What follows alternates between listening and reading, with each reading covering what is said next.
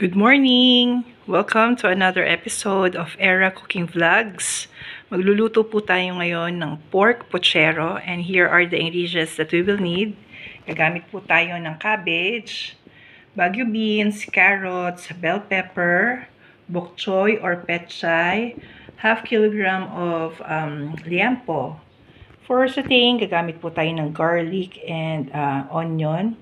Maghahalo rin po tayo ng saging na saba at kamote. For the seasoning, gagamit po tayo ng salt and pepper at maghahalo rin po tayo ng tomato sauce. Gagamit din po tayo ng 2 to 3 cups of water. And for sauteing, gagamit lamang po tayo ng 2 to 3 tablespoons of cooking oil. So let's start cooking! So, ang first step po natin ay papakuluan po natin yung ating pork. So, ayan, meron na pong 30 minutes ko nang pinalambot ang ating pork. At ngayon po ay ready na po ang ating baboy for frying. Ayan, pinrito ko na po yung ating pork na gagamitin sa ating pochero. So, after natin medyo maprito na yung ating pork na gagamitin, set aside po muna natin to. At piprituhin natin yung ating mga isasahog na mga gulay.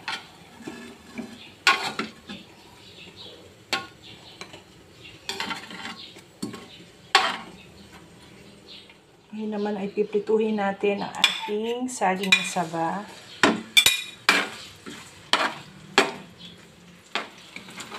Set aside po natin kapag naluto ng ating saging na saba.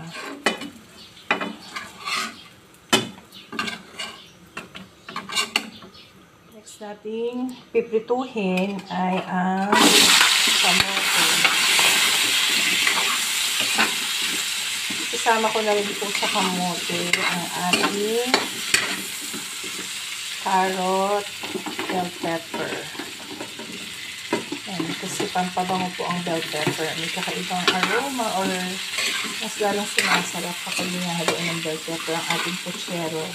At ang pagigisa natin na to ay medyo may kakaibang flavor po. Masarap po siya na medyo pinipito-prito sila compared doon sa diretsyo natin ilalagay sa pochero yung ating mga gulay.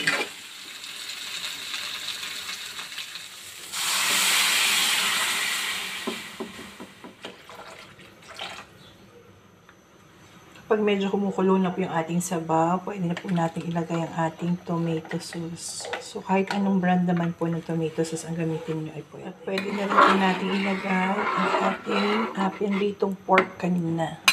So, ayan, para medyo lumambot pa siya lalo. So, tatakpan na po natin, papakuluan natin to for 10 minutes.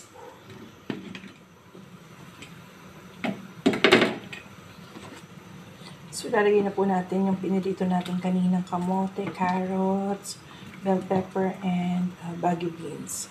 Papalambutin na po natin yan for 5 to 10 minutes. Tignan natin kung malambot na po yung ating gulay, yung ating kamote, bagu beans, at yung ating carrots. Kapag malambot na po yung gulay natin, pwede na po natin ilagay yung ating ibang gulay pa. So, ilalagay ko na po ngayon ang ating repolyo. Ayan. So, napaka-healthy po ng ating ulam sa ngayon, no? Ang pork pochero is very nutritious, compact with so many vegetables. Napakarami pong gulay na pwede natin ihalo dyan. And then yung ating pong bok choy. At this point, ay pwede na po natin timplahan ng 1 tablespoon of sugar ang ating pork pochero at konting ground black pepper at konting salt. Siguro mga half teaspoon of salt. Lagay na rin natin ang ating last ingredient, ang ating pong piniritong saging na saba. So, titikman na po natin para malaman natin kung mag-a-adjust po tayo ng panimpla. So, ayan. So, lagyan natin ng konti pang salt and pepper. So, dadagdagan ko din ng konting white sugar, ay ng brown sugar.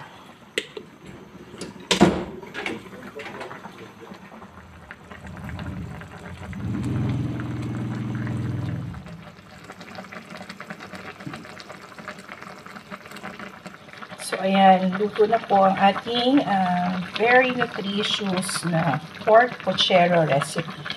Happy eating!